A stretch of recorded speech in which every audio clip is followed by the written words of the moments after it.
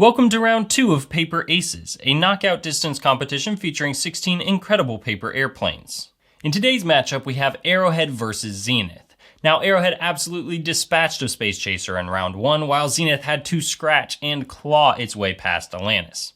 Despite that, though, it's actually Zenith that had the best flight between these two planes in round 1, with a flight of 137 feet. So let's see who comes out on top. 3, 2, 1, go!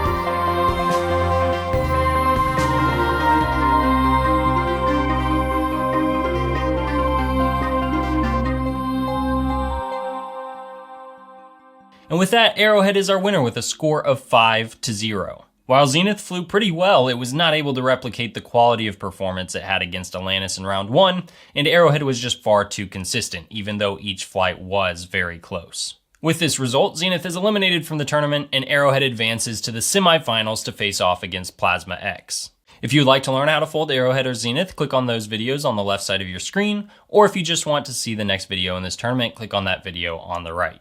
Thank you so much for watching, and I'll see you in the next race.